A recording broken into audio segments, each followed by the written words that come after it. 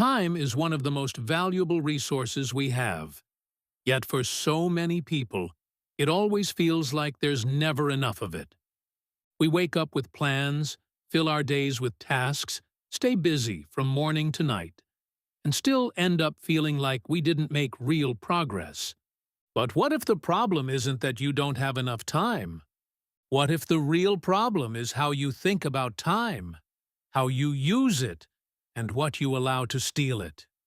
In Master Your Time, Thibaut Meurisse breaks down what productivity really means, and why true time management goes far beyond planners, schedules, and to-do lists. This book shows you how to stop reacting to life, eliminate distractions, build better habits, sharpen your focus, and start using your time with real intention.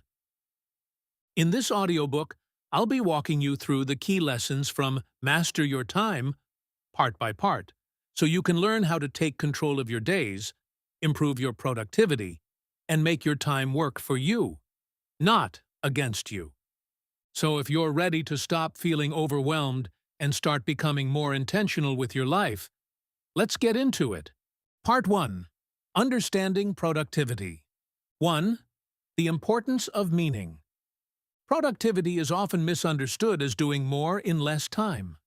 More tasks, more hours, more output. But Meurisse makes it clear from the very beginning of this book that productivity without meaning is empty. And more importantly, it's unsustainable. When your actions aren't connected to something meaningful, even the best productivity system will eventually fail. You may stay busy, but you'll feel drained, unmotivated, and directionless. This is why so many people struggle with consistency. It's not because they lack discipline, it's because what they're working on doesn't truly matter to them. Meaning gives direction to effort. Without meaning, time management turns into a never-ending race. You cross things off your to-do list, but nothing feels fulfilling. With meaning, however, every action, no matter how small, feels purposeful. You're no longer just managing time, you're investing it. Meurisse explains that meaning acts as a natural motivator. When you clearly understand why you're doing something, you don't need to rely on willpower or external pressure. Motivation becomes internal. You show up not because you have to, but because you want to. This part also highlights a key mistake people make: setting goals based on external expectations instead of internal values. Chasing goals that don't align with who you are leads to procrastination, resistance, and burnout. Your mind subconsciously pushes back when the goal doesn't feel right, meaning removes that resistance. Another important idea in this part is that productivity should serve your life, not consume it. If being productive costs you your health, peace of mind, or relationships, then it's not productivity. It's imbalance. Meaning helps you decide what's worth your time and what isn't. When you know what truly matters, saying no becomes easier. You stop filling your schedule with distractions and low-value activities. Your priorities become clearer, and your time naturally aligns with them. Meurisse emphasizes that meaning doesn't have to be grand or dramatic. It doesn't require a life-changing mission. It simply requires clarity. Clarity about what you value, what you're working toward, and why it deserves your time. And once that clarity is in place, productivity stops feeling forced. To sum it up, productivity starts with meaning. Without it, time management is just noise.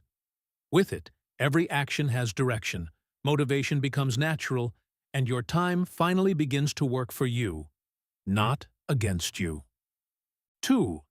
Productivity isn't only about time management. Many people believe that if they could just manage their time better, everything would fall into place. Better schedules, better planners, better routines. But Meurisse challenges this assumption early on. In this part, he explains that productivity problems are rarely caused by a lack of time. They are caused by a lack of clarity, energy, and focus. Time is fixed. Everyone gets the same 24 hours. What changes is how effectively those hours are used. Meurisse points out that managing time without managing energy is a losing battle. You can plan your day perfectly and still get nothing meaningful done if you're mentally exhausted, emotionally drained, or constantly distracted. Productivity isn't about squeezing tasks into your schedule. It's about having the capacity to execute them well. This part also separates busyness from effectiveness. Being busy often feels productive, but it usually isn't. Many people spend their days reacting, answering messages, attending meetings, handling minor tasks, while neglecting the work that actually moves their lives forward. True productivity focuses on impact, not activity. Another key idea Meurisse introduces is that attention is your most valuable resource. Time passes whether you use it well or not, but attention determines the quality of what you produce during that time. If your attention is fragmented, your results will be too. This is why simply organizing your calendar doesn't solve deeper productivity issues. Without focus, even well-planned time is wasted. The part also emphasizes the importance of prioritization. When everything feels important, nothing truly is. Productivity improves when you deliberately choose what deserves your best energy and what doesn't. Meurisse encourages readers to stop trying to do everything and instead focus on doing the right things. This shift immediately reduces overwhelm and increases effectiveness. To sum it up, productivity goes far beyond time management. It's about managing your energy, focus, and attention. When those are aligned, time naturally works in your favor, and productivity becomes a result, not a struggle. 3. The 5 levels of productivity. In this part, Meurisse introduces a powerful framework for understanding why some people always feel behind, while others seem calm, focused, and in control of their time. The difference isn't intelligence or effort. It's the level at which they operate. Meurisse explains that productivity exists on 5 distinct levels. Each level represents how intentionally a person uses their time and how much control they have over their life. At the lowest level, people live in reaction mode. They respond to whatever shows up: emails, messages, problems, requests from others. Their days are dictated by urgency, not importance. Time feels scarce, stress feels constant, and progress feels slow. As you move up the levels, awareness increases. The second level involves planning, but without clear priorities. Tasks are scheduled, lists are made, but everything is treated as equally important. This often creates the illusion of control, while overwhelm still remains. The third level is where real productivity begins. At this stage, people start prioritizing. They consciously choose high-impact activities and eliminate or reduce low-value ones. Time is no longer just filled, it's directed. The fourth level goes deeper. Here, productivity becomes proactive. Instead of reacting to life, people design systems, habits, and routines that support their goals. Decisions are made once and repeated automatically. This reduces mental fatigue and frees up focus for meaningful work. The highest level is intentional living. At this level, productivity is fully aligned with meaning and long-term vision. Time is invested, not spent. Daily actions are chosen based on who the person wants to become, not what feels urgent in the moment. Life feels simpler, clearer, and more purposeful. Meurisse emphasizes that moving up these levels doesn't happen overnight. It's a gradual shift that starts with awareness. Once you recognize the level you're operating at, you can begin making conscious changes, one decision at a time. To sum it up, productivity isn't about doing more. It's about operating at a higher level of intention. As you move up the levels, stress decreases, clarity increases, and time starts working for you instead of against you. 4. Productivity doesn't require complex systems. Many people believe that becoming more productive requires better tools, more apps, more systems, more techniques. But in this part, Meurisse challenges that belief directly. He explains that complexity doesn't create productivity. Clarity does.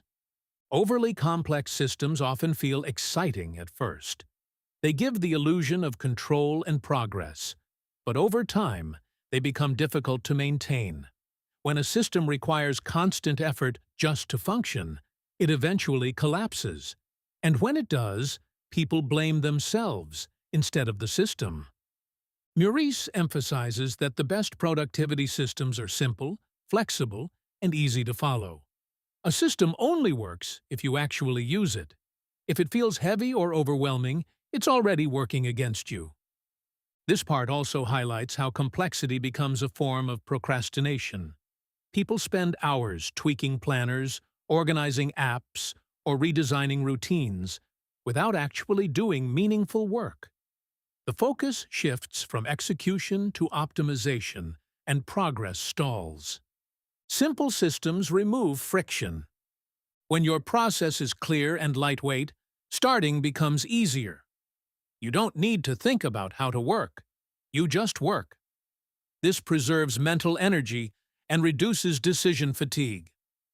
Meurisse also points out that productivity systems should adapt to your life, not the other way around. A rigid system breaks the moment life becomes unpredictable. A simple system bends, adjusts, and continues to function even under pressure. The goal isn't to control every minute of your day.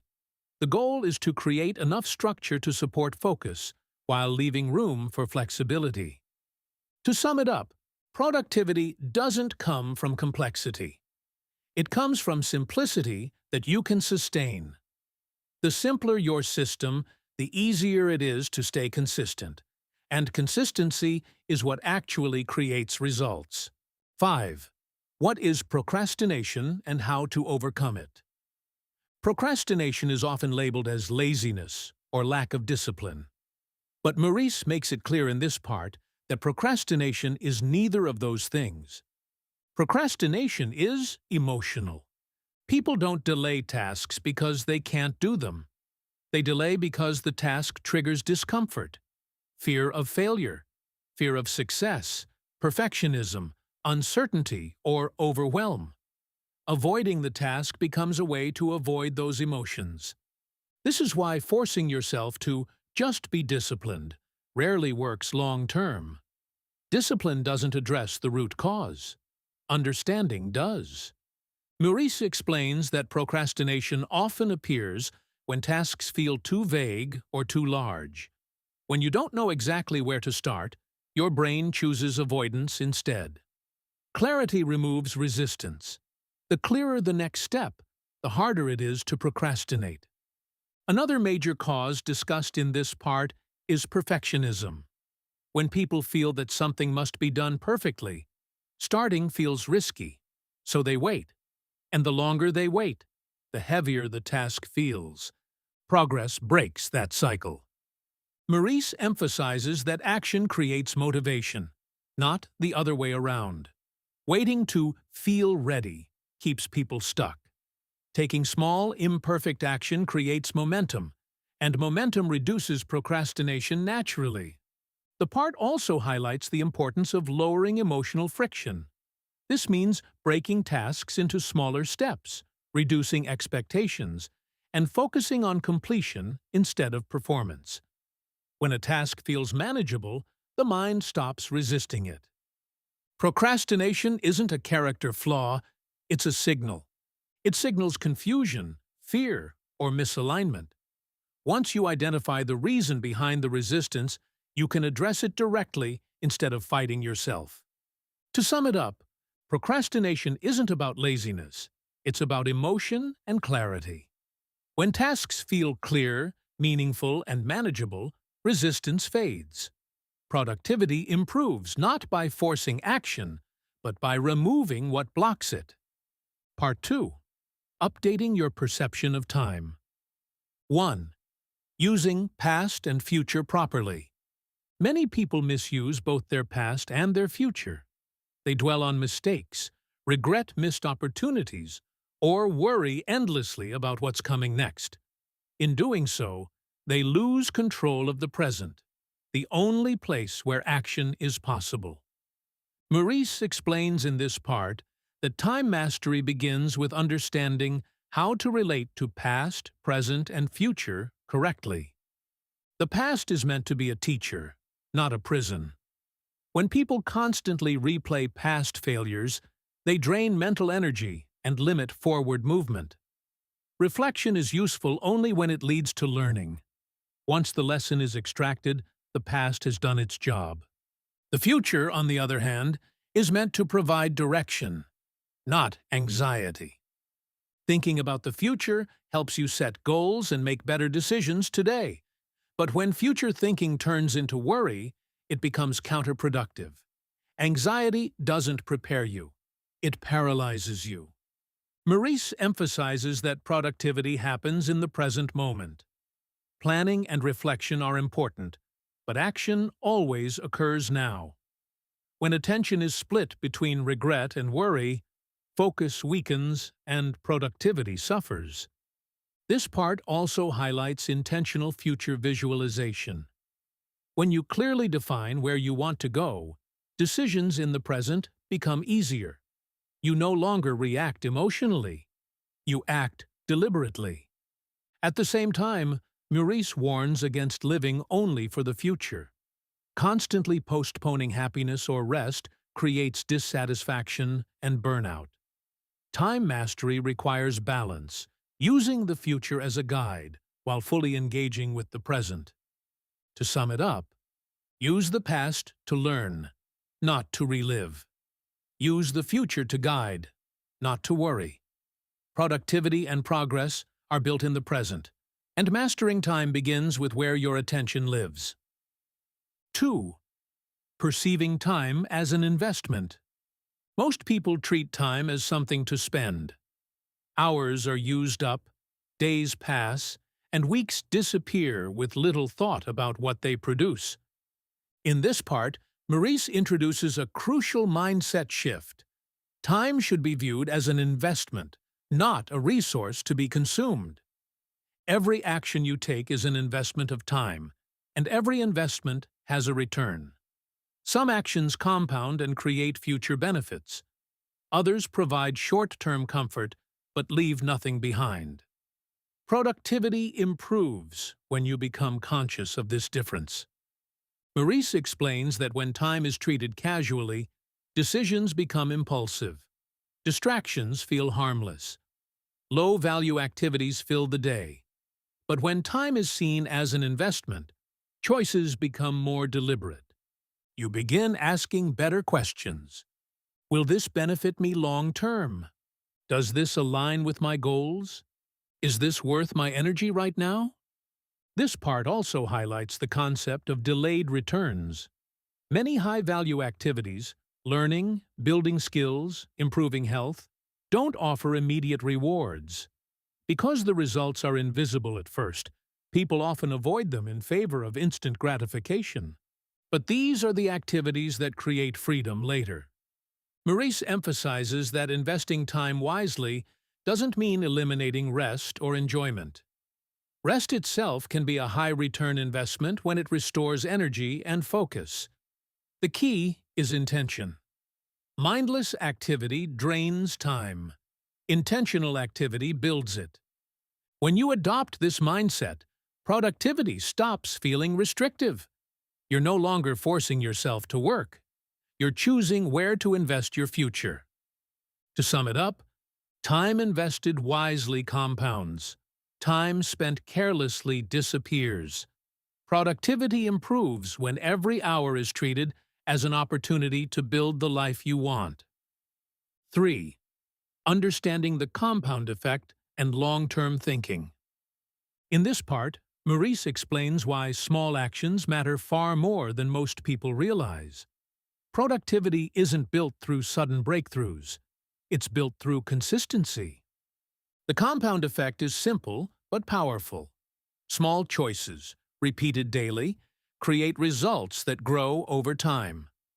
At first, progress is almost invisible. This is why many people quit too early. They underestimate how much consistent effort can multiply. Meurisse emphasizes that short-term thinking is one of the biggest obstacles to productivity. When people expect immediate results, they abandon habits that haven't paid off yet, even when those habits are working beneath the surface. Long-term thinking changes behavior. When you understand that progress compounds, you stop chasing quick wins. You focus on daily actions instead of instant outcomes. This creates patience, discipline, and resilience. This part also highlights how negative habits compound just as powerfully as positive ones.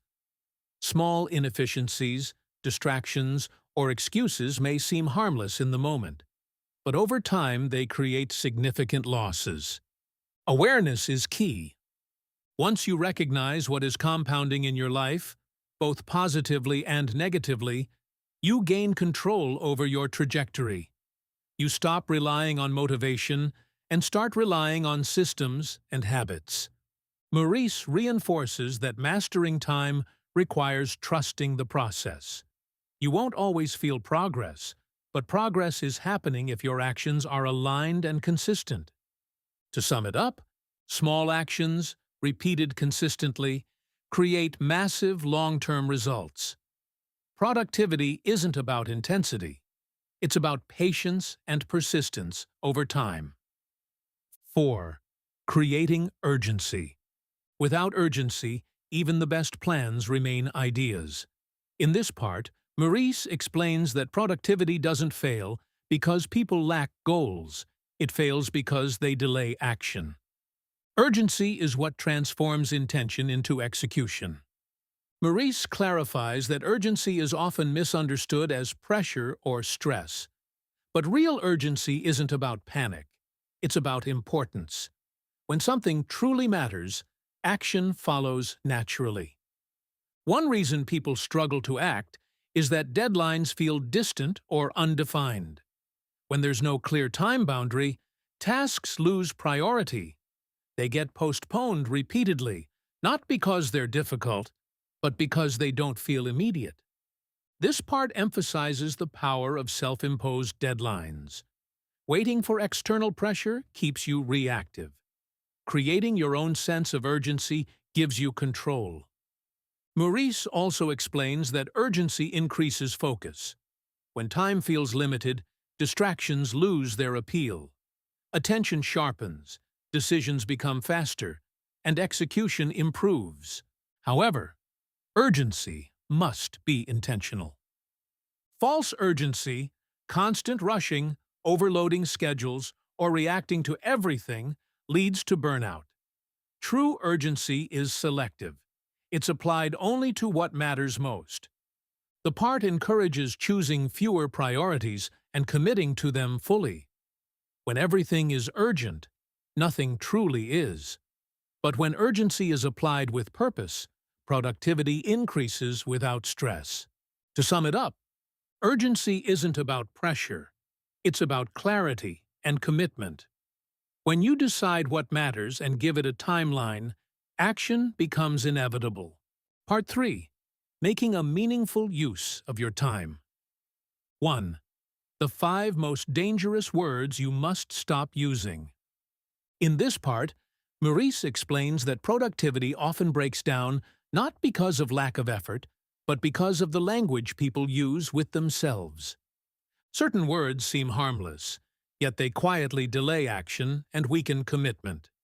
These 5 words shape how time is treated, and when left unchecked, they sabotage productivity. 1. Later. Later feels safe, but it's vague. When you tell yourself you'll do something later, you remove any sense of urgency or structure. There's no deadline, no plan, and no accountability. Tasks pushed to later usually return as stress, not results. 2. Tomorrow. Tomorrow creates the illusion of productivity. It feels close enough to be responsible, yet far enough to avoid action today. Over time, tomorrow becomes a moving target, and important tasks are repeatedly postponed without progress. 3. Someday. Someday disconnects action from reality. It pushes goals into an undefined future where they don't require commitment. Dreams tied to someday rarely happen because they aren't attached to decisions. 4. Should. Should creates guilt without action. It reflects obligation rather than choice. When tasks are framed as things you should do, resistance increases. Motivation weakens because the task doesn't feel aligned with personal intention. Woo! Try? Trying sounds positive, but it leaves room for failure before action even begins. I'll try is not a commitment, it's a possibility. Productivity improves when intention becomes decision. Meurisse emphasizes that replacing these words with clarity changes behavior immediately. Choosing specific times, making firm decisions, and speaking with intention transforms how tasks are approached. To sum it up, productivity improves when language becomes precise. The moment vague words disappear, action becomes unavoidable, and time starts working in your favor. 2. Keeping a time log. Most people believe they know how they spend their time. In reality, they don't. In this part, Meurisse explains that awareness is the foundation of change. Without accurate awareness, productivity efforts are based on assumptions, and assumptions are usually wrong. A time log reveals the truth. By tracking how time is actually spent, people often discover that small distractions consume far more time than expected. Minutes lost here and there quietly add up to hours. This explains why days feel full, yet little progress is made. Meurisse emphasizes that the purpose of a time log is not judgment, it's clarity. The goal isn't to criticize yourself, but to observe patterns. Once patterns are visible, change becomes possible. This part also highlights how time logs expose misalignment between priorities and behavior. People often say certain goals matter, yet spend very little time on them. Seeing this disconnect in writing creates a powerful wake-up call. Another key benefit of time logging is decision-making. When you clearly see where your time goes, it becomes easier to eliminate low-value activities and protect high-value ones. Productivity improves not by adding more tasks, but by removing what doesn't matter. Meurisse recommends keeping the process simple. Overcomplicating time tracking defeats its purpose. The focus is awareness, not perfection. To sum it up, you can't manage what you don't measure.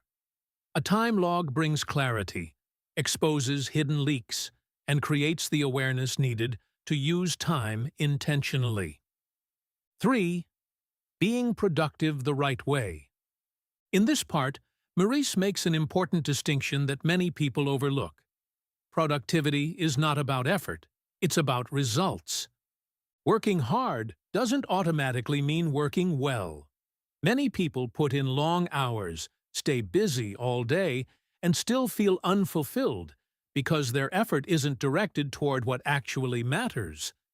Meurisse explains that productivity should always be outcome-focused. The question isn't, how much did I do? But what did I actually accomplish? When effort is disconnected from outcomes, productivity becomes performative rather than effective. This part also addresses the trap of measuring productivity by visible activity.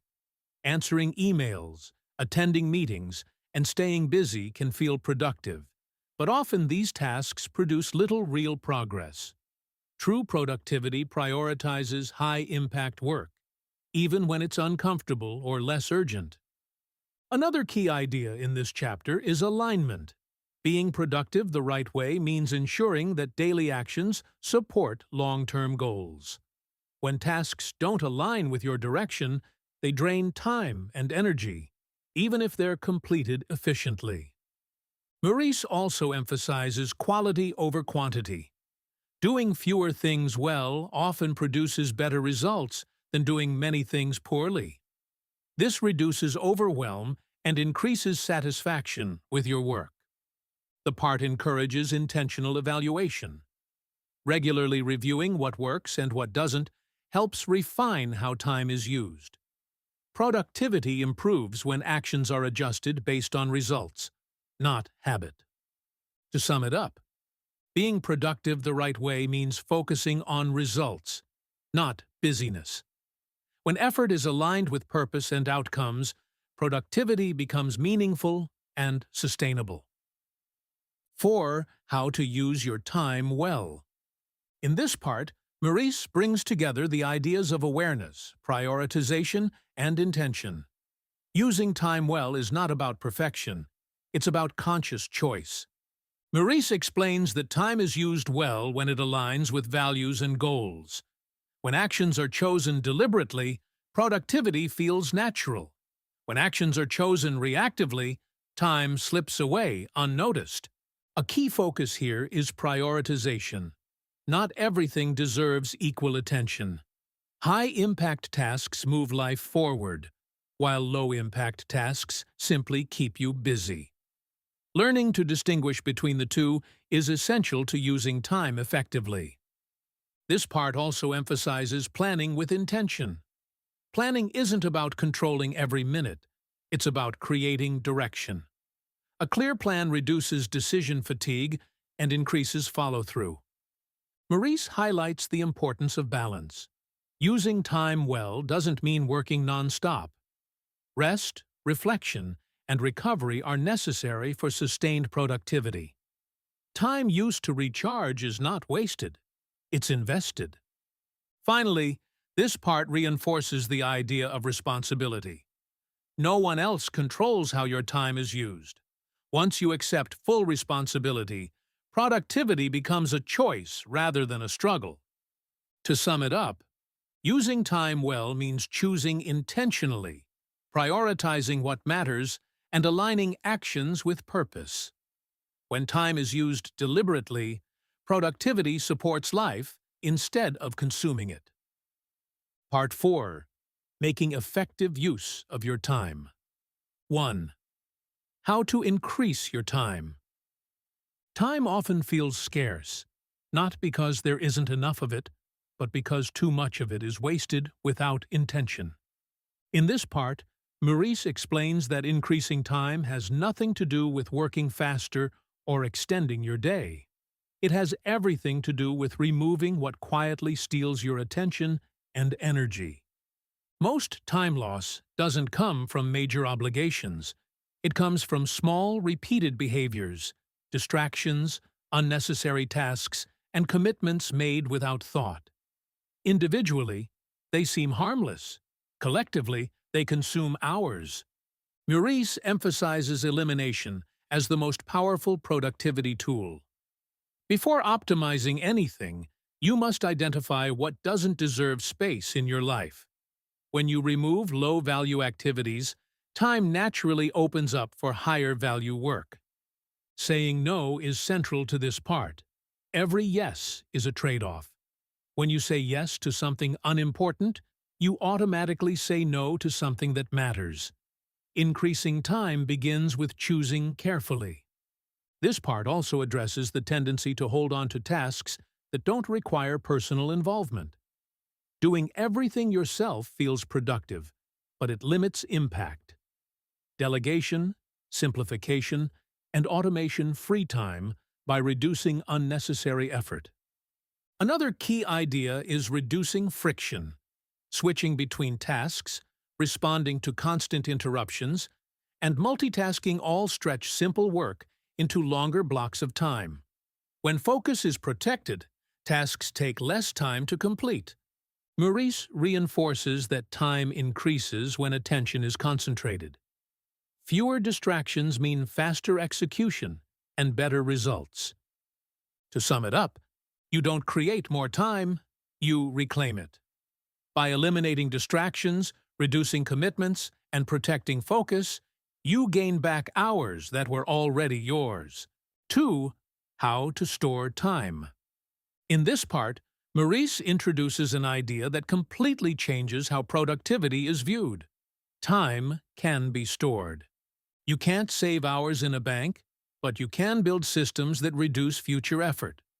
When something is done once in a smart way, it saves time repeatedly. That saved effort is stored time. Meurisse explains that habits, routines, and systems are the main ways people store time.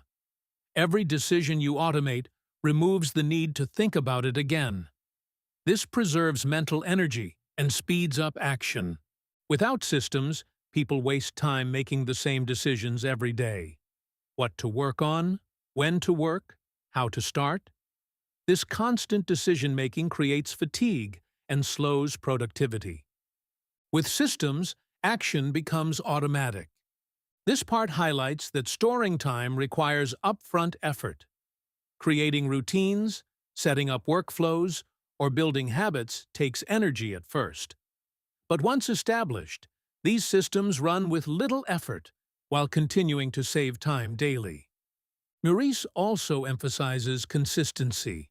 A system only stores time if it's followed. Complicated systems fail because they're hard to maintain. Simple systems endure, and endurance is what creates long-term efficiency. Another important point is that stored time compounds. The more systems you build, the less friction you experience. Life feels simpler, decisions feel easier, and productivity becomes stable rather than reactive. To sum it up, time is stored through habits and systems. When you reduce repeated decisions and effort, you reclaim time every day, without working harder. 3. Disconnecting time from money. Many people grow up believing that time and money are directly linked. The more time you work, the more money you earn. In this part, Meurisse challenges that belief and explains why it limits both productivity and freedom. When income depends entirely on time spent, time becomes scarce and stressful. Every hour is traded, and there's no room for leverage. Productivity in this model focuses on endurance rather than impact. Meurisse emphasizes that true productivity looks beyond hourly effort. It focuses on value creation. Activities that create value, skills, systems, assets, and leverage continue producing results long after the time investment is made. This part encourages shifting focus from trading time to building value. Learning high-value skills, creating systems, and designing scalable work allows results to grow without proportional increases in effort. Another key idea is opportunity cost. When time is tied directly to money, people hesitate to invest time in learning or long-term projects because there's no immediate payoff. Disconnecting time from money allows for long-term thinking and greater freedom. Meurisse also stresses that time is ultimately more valuable than money. Money can be replaced. Time cannot. Productivity improves when time is treated as a non-renewable asset that should be invested wisely. To sum it up, when time is disconnected from money, productivity shifts from effort to impact. Value replaces hours, and freedom becomes possible. Part 5. Developing extraordinary focus. 1. The best productivity tool you'll ever have. In this part, Meurisse identifies the most powerful productivity tool available, and it isn't an app, a planner, or a system. It's focus. Without focus, even the best plans fall apart.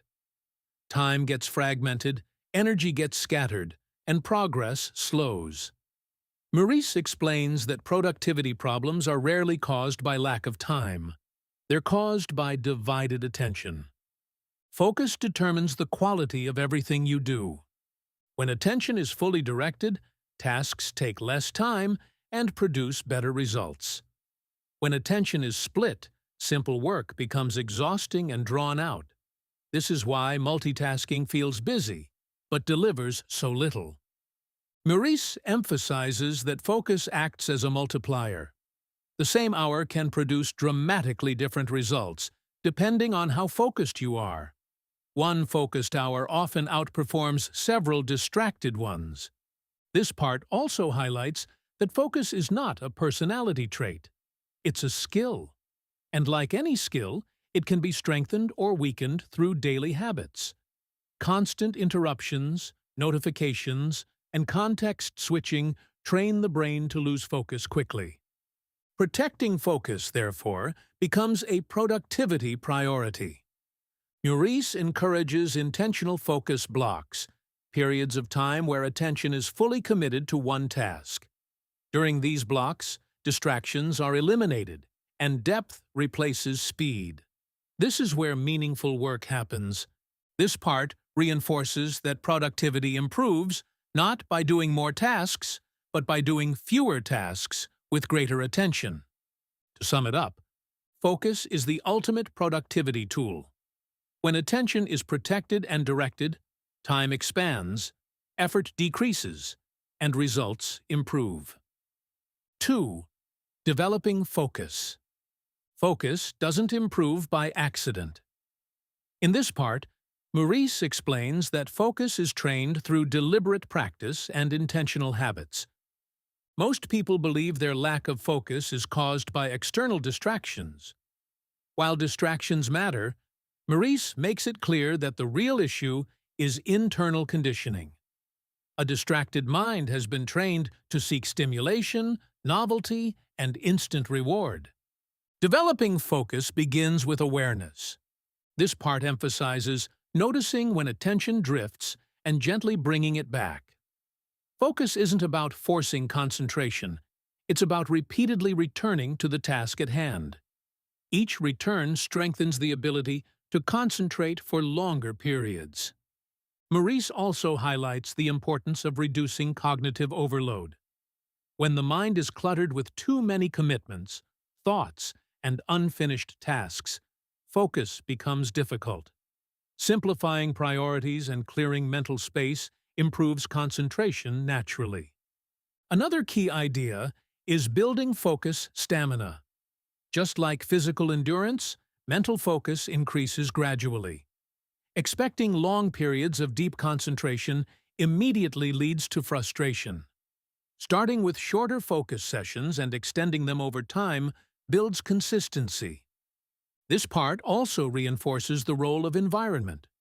Focus improves when the environment supports it.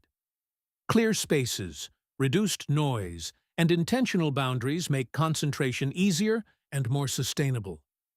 Meurisse stresses that focus must be protected proactively. Waiting until distractions appear is too late. Creating rules around attention, such as limiting notifications or setting specific focus times, prevents interruptions before they happen. To sum it up, focus is developed through awareness, simplicity, and practice. Each moment of intentional attention strengthens the ability to concentrate, and stronger focus leads directly to better use of time. 3. Eliminating distractions. In this final part, Meurisse addresses one of the biggest reasons people struggle with productivity: distraction. Most people don't lose their time all at once. They lose it in fragments. A quick check of a notification, a few minutes on social media, an unnecessary interruption, a task switch that breaks momentum. None of these seem serious on their own, but together they quietly destroy focus and stretch simple work into hours. Meurisse makes it clear that distraction is not just an inconvenience. It is a direct attack on productivity. Every time your attention is interrupted, your brain needs time to recover. Even if the distraction only lasts a few seconds, the mental cost is much greater. You lose rhythm, depth, and concentration. This is why distracted work feels exhausting even when not much gets done. The part emphasizes that eliminating distractions is not about relying on willpower. It's about designing an environment where focus becomes easier and interruptions become less likely. That means reducing notifications, creating boundaries, limiting access to things that pull your attention away from what matters. The goal is not to constantly fight distraction, but to remove it before it starts. Meurisse also highlights the importance of identifying your personal distractions. Not everyone is distracted by the same things. For some people, it's social media. For others, it's email, random internet browsing, unnecessary conversations, or even the habit of multitasking. Until you know what repeatedly pulls your attention away, you can't protect your time effectively. Another key point in this part is that distractions often offer immediate comfort, but create long-term frustration. They feel harmless in the moment because they provide relief, stimulation, or escape. But afterward, they leave behind unfinished work, reduced momentum, and a sense of lost control. This is why people often end the day feeling busy but unsatisfied. Meurisse reinforces that real productivity requires attention discipline. It's not enough to know what matters. You must protect the mental space required to work on it. Focus is valuable, but focus cannot survive in an environment full of constant interruptions. The part closes with a simple but powerful truth. If you want better results, you must become more intentional about what gets access to your mind. Because once your attention is scattered, your time follows. To sum it up, distractions don't just steal minutes.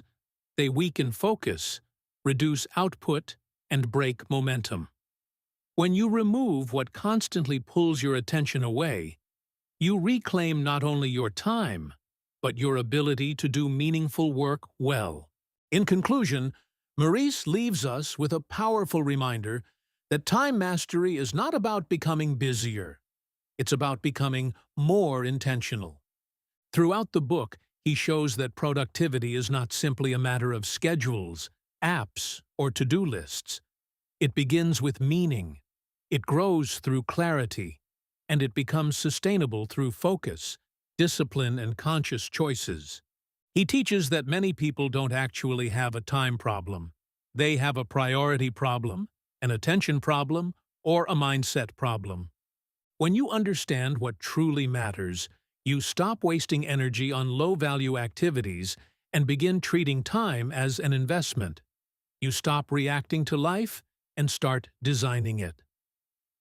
One of the strongest messages in this book is that small changes matter. A clearer goal, a better decision, a stronger focus block, one less distraction, one more intentional hour. These may seem small in the moment, but over time, they compound into a completely different life. Meurisse also makes it clear that productivity should support your well-being, not destroy it. The goal is not to do more for the sake of doing more. The goal is to create a life where your time reflects your values, your work has purpose, and your days move you toward the future you actually want. In the end, mastering your time is really about mastering your attention, your habits, and your decisions. Because when you control those things, you stop feeling like time is slipping away, and you start using it with purpose. And that's the breakdown of Master Your Time by Thibaut Meurisse. If you found this video helpful, make sure to like, subscribe, and turn on the bell so you don't miss more book breakdowns on productivity, mindset, and personal growth here on the Lit Breakdown. And in the comments, tell me this. Which lesson from the book stood out to you the most? Thanks for watching. And remember, when you learn to master your time, you start learning how to master your life. I'll see you in the next one.